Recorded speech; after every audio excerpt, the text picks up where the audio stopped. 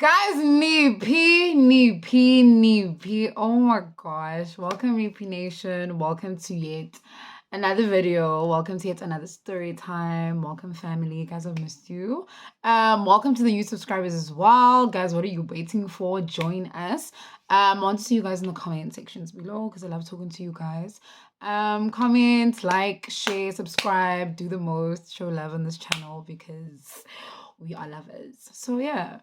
Okay, guys, let me get straight into it. The story time is just to share awareness and stuff like that. This happened to me when I was like very young, but I would like to share it nonetheless. I'm sure there are other people that have gone through the same experiences, because majority of the time, people that hurt you are normally family members and people that you know and stuff like that. So yeah, just to be aware. Okay, good guys. So this happened when I was in high school. I was around 14. I was turning 14 or I was 14 years old. Yeah. Okay, so guys, I had this uncle. Nah. Guys, my uncle loved me to bits and pieces. Like, I'm not gonna lie to you guys. He loved me to bits and pieces. That man would do absolutely any and everything for me, and I loved him too. I was like his favorite niece, sort of. So yeah. But I think he was involved in kind of shady business and stuff like that. Because every time I would ask my parents, like, what does Umalume do? What is his occupation? Like, what does he do? And stuff like that. They would never tell me, and my uncle would never tell me either. But yeah, everyone was very chill with him. So, but now the weird thing is, like, okay, it wasn't weird at the time because I just assumed, okay, I'm his favorite niece. He would always get me gifts, he would always get me clothes and stuff like that. But my parents had a problem though. The problem was that every time he would get me clothes, it would be something that my parents are completely against. Because if you guys know, my parents are religious. So, like your clothes have to cover up and whatnot. So, like, clothes he would get would be sort of like, out there type of clothes, like crop tops and vibes like that. And I loved those because remember, I was so constricted to wearing something that's like decent and whatnot because my parents are so strict. So, yeah. So I would absolutely love it when this man would get me clothes and it would be an all the time type of thing, all the time, all the time, all the time.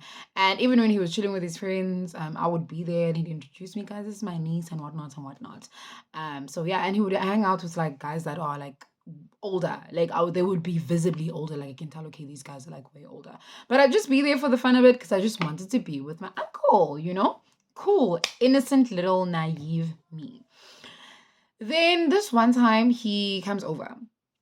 It's a Saturday. My parents are never at home on Saturdays, guys, like never.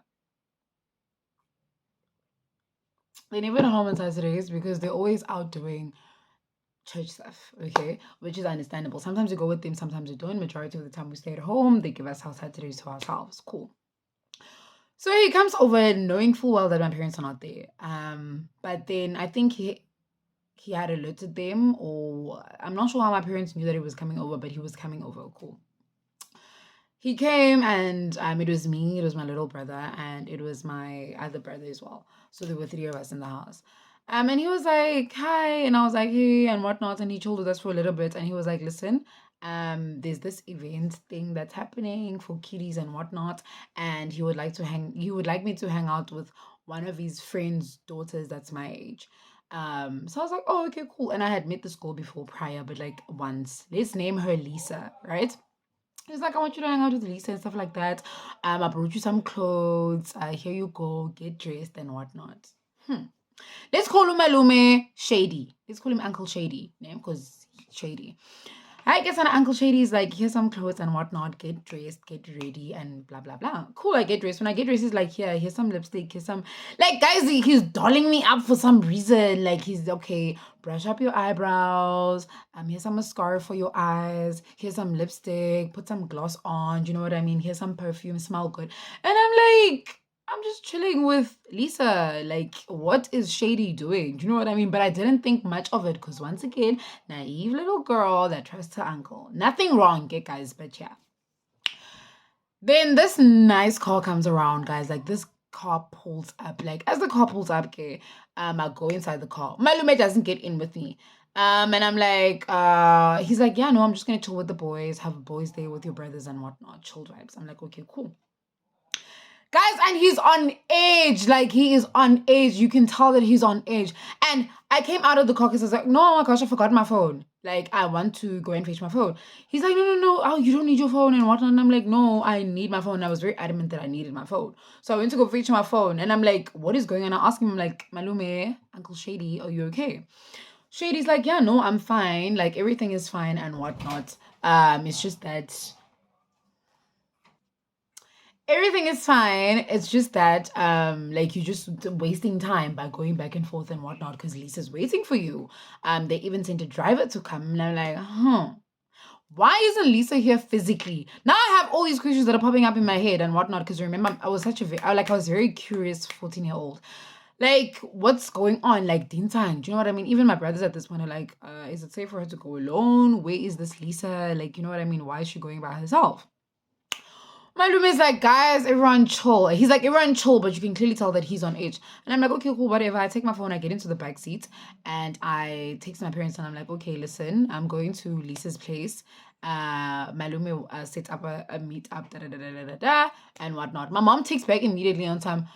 Why would you just leave without telling us and whatnot? You're supposed to stay with your brother because obviously I'm the eldest at that time. So my brother's like what 12, 13. He's 2 years he's a year and a half younger than me. And then there's my little brother. My mom is like, no, you can't just leave them with Uncle Shady and whatnot because you're supposed to be at home. Like, where are you going? You can leave when we come back, but like not now. I'm like, mom, like I'm already in the car and whatnot. So we're just going back and forth. So she's like, okay, cool. Send me your live location and I'm about to call your uncle right now as well. And I'm like, okay. I sent her my live location. Oh, guys, okay, we're driving. Cool. My phone dies. Like, my phone dies for some reason, just dies. And at that time, I remember I still had those BlackBerry phones and whatnot. So, and I would be on it the whole night, chatting with my friends. So my phone dies, cool. And I'm like, shiz, fine, whatever, I'm safe. And probably the driver's going to bring me back after I hang out with Lisa. Cool. Guys, when the driver's busy driving, he's not really talking much and whatnot. He stops at this random place, like in the middle of the road, and he just stops, and it's like a shady sort of place. And he's like, okay, you can come out. I come out of the car. He comes out as well, and I remember there were two trucks there. There were two white trucks there, it's just like chilling there. Um, and then this guy is like, okay, you're going to have to go in now. And I'm like, go in where? What do you mean go in? Where am I going? Guys, as I'm busy, like, and then I think my mind started to catch up at that point. Well, okay, no, something is very, very, very wrong. But at the same time, my brain is refusing to catch up because I'm like, okay, I can clearly feel like something is very wrong right now. Like, what is going on? But at the same time, my uncle sent me to Lisa's place. I trust my uncle. So my brain is refusing to be like, listen, girl, you are in absolute danger. Run for your life. Do something. Like, you know what I mean? Because I'm like, my uncle would never do something shady. And I trust him and he trusts these people. So I'm safe. I'm in good hands. It's like, guys, as I'm busy, like, going back and forth with this driver guy, I'm not going to get into this truck. Like, what are you talking about? I'm going to Lisa's place. Guys, he puts his hand on my face. Ne? He puts his hands on my face.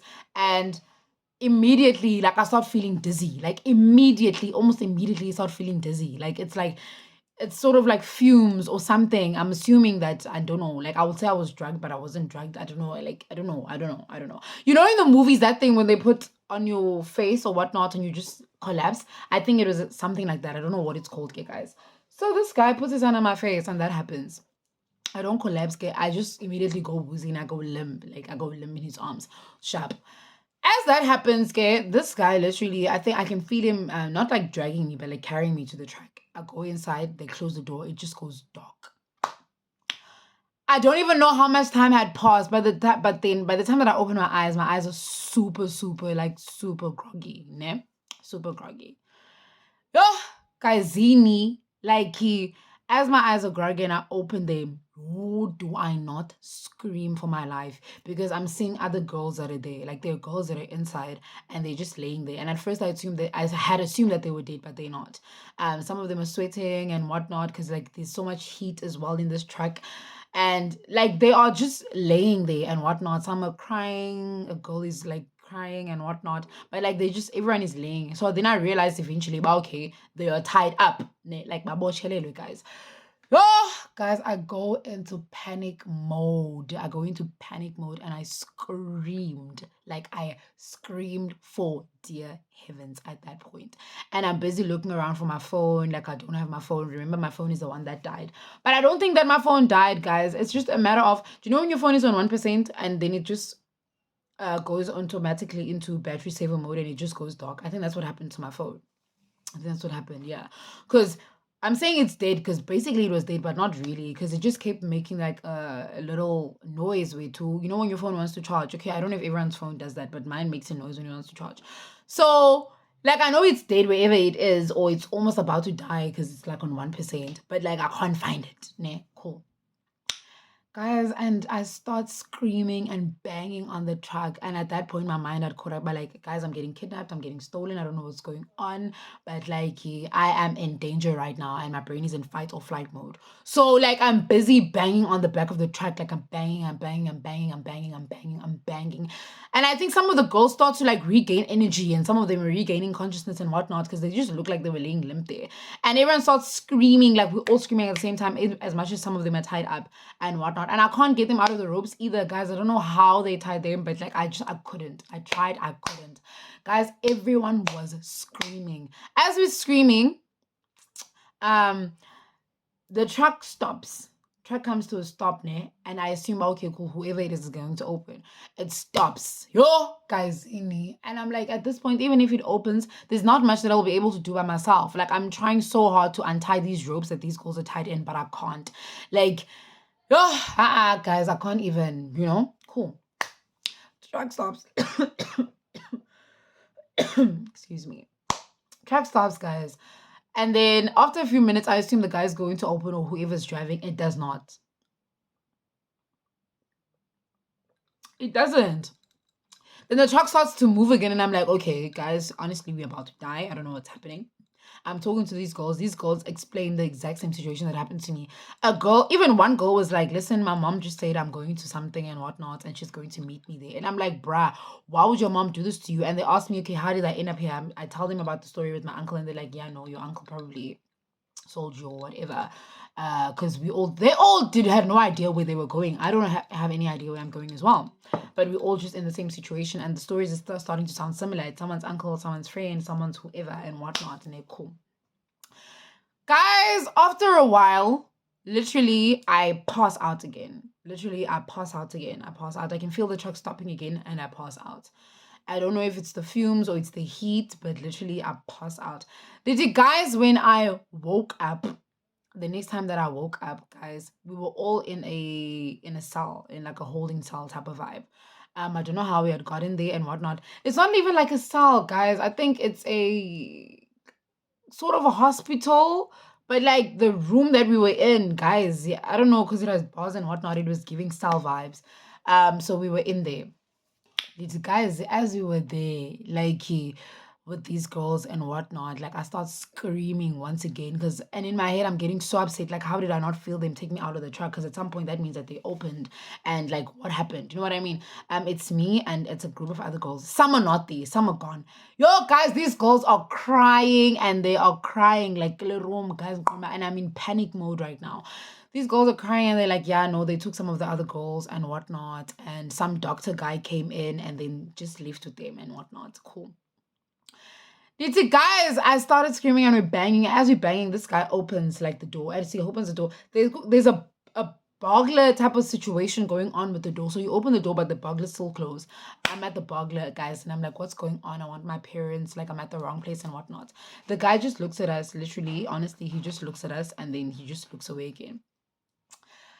I don't even know how long we had been there. I don't want to lie to you. I don't know how long we had been there. But next thing I know, guys, we can hear police, we can hear sirens, we can hear commotion going on the outside. And police came in, and like it was just a whole blur from there onwards. We were taken to the hospital, we were checked and everything. And the whole time I remember I was just crying for my parents. I want my mama and my dad, I want my mama and my dad and whatnot. And guys, when we got to the when after they had checked us out at the hospital, our parents started coming in, and yo, guys, the relief. Our parents started coming in, and people that had been called obviously started to come in. Guys, when my parents came in, they were like, "Okay, listen, we'll explain something to you, and we don't want to tell you right now. Let's just give you some time to rest. We'll tell you the situation." Later on was that night, my parents proceeded to tell me that like my uncle was part of some association and whatnot that deals with transplants and taking organs out of people's bodies to give you money. So he says that you guys weren't gonna die. It's just like a matter of okay, take the organ that you need and whatnot. Yo, guys, like a whole thing. So it was like an underground, dark net, dark web type of vibe situation that was going on. And I was like, okay, so where's my uncle now? They're like, okay, he's been arrested and whatnot. Apparently, guy confessed. Apparently, he felt guilty when my parents came and he just couldn't. And obviously, he had to explain where I was. So, yeah, and my parents said that they went home immediately when I told them that my uncle was at my place because they knew that he was shady. But, like, they just assumed that it was only drug business, not like taking people's organs and human trafficking and situation and stuff like that. So, apparently, my uncle crumbled and he told them what had happened, and my parents contacted the police immediately. So those other girls, literally in that situation, they got saved by my uncle's confession. Otherwise, I don't know where they would have ended up and whatnot. And the whole thing was investigated. My uncle was arrested. People that were involved were also arrested. So I have not seen that man to this day. Like, and I am what? I'm 22 years old this year. So I've not seen that man to this day. So yeah, guys, and I was like 14 back then. So that was 6, 7, 8 years ago. Yeah, that was like 8 years ago, guys. And it was so traumatic. It took me a while to trust again and whatnot. But I feel like I don't know. I don't know if I've dealt with it. I've dealt with the situation. But it's like honestly, and it sounds like a movie how I'm telling it, but like it's a situation that actually happened. So yeah. I don't know, but I think in that situation, it's just one of those things that you just could not predict. And I was so young when it happened. But like I'm over it now because it was like 8 years ago. You know what I mean? I'm over it now. Like I'm happy and I'm just living life and I'm having fun and everything is amazing. Like, you know what I mean? But it just sort of limited like the way that I trust people and situations and whatnot because I don't stay long in situations, whether it be friendships, whether it be relationships or whatever it is. You know what I mean? As soon as I feel like okay, I don't trust you and it's like a serious situation sort of thing, I'm gone. Do you know what I mean? So yeah, but people deal with things differently and whatnot. But the story is to just spread and to share awareness and whatnot. But guys, always be careful, especially as young females out here and whatnot, that have such loving uncles and whatnot. And I know we all come from, like I come from such a good and loving family, and I never thought that something like that would happen to me. You know what I mean? So yeah, just like be aware, and I hope you guys just took whatever information that you needed out of this story, and you know what I mean. Just yeah, utilize it for the best. Otherwise, guys, thank you so much for tuning in. Thank you for coming and listening to my story. I appreciate you guys so much. Don't forget to like, don't forget to share, don't forget to subscribe, Nippy Nation. I love you guys so much. And yeah, talk to you later. Bye.